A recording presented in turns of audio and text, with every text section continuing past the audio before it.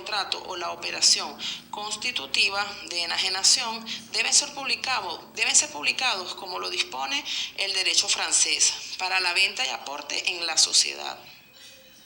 El artículo 151 de nuestro Código de Comercio, se tiene que la enajenación de fondo de comercio perteneciente a la firma que esté o no inscrita en el registro mercantil o de sus existencias en totalidad o en lotes, de modo que haga cesar los negocios de su dueño, realizada a cualquier título por acto entre vivos.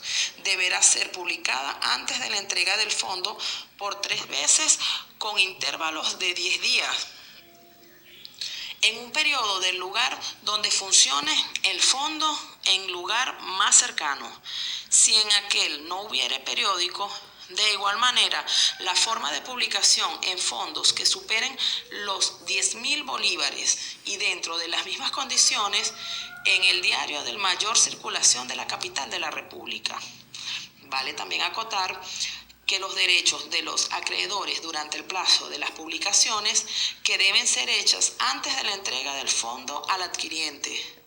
Los acreedores del enajenante pueden hacer reclamación del pago de sus créditos o exigir garantías para su pago, tal como señala el artículo 151 en su párrafo 2.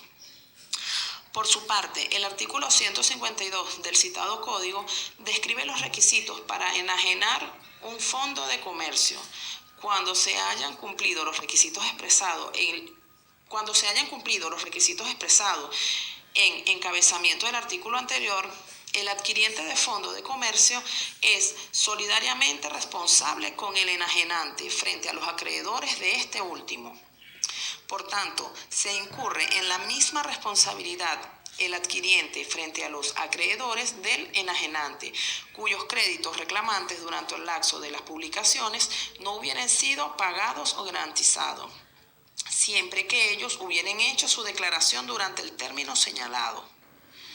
De tal manera que el primer término, para que sea obligatorio el cumplimiento de esta formalidad, debe tratarse de una enajenación de un fondo de comercio, la cual consista bien en su enajenación como firma de comercio o la de su existencia, sean ya en su totalidad o una parte de ellas, pero siempre sometidos a estos contratos que hagan cesar los negocios de su dueño o dueñas. Es decir, que mientras el acto de enajenación no conlleve la extinción de los negocios que el dueño hace mediante el fondo de comercio, no se configura en sí la enajenación propiamente dicha en el fondo de comercio. Es la cesación de los negocios y no la venta en sí de sus existencias, lo que conduce en el último momento a la enajenación de los fondos de comercio. El fondo de comercio es, en general, el valor que tiene una empresa por encima de su valor contable o por encima del valor contable ajustado. El fondo de comercio pretende el fondo de comercio pretende representar el valor de los elementos inmateriales de la empresa, que nunca aparece reflejado en el balance, pero en cambio aporta una ventaja respecto a otras empresas del sector, calidad de cartelera, imagen, marca y confianza del público,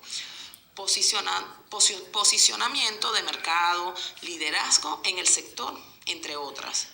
Y es por tanto un valor añadir al activo neto si se quiere efectuar una valorización correcta.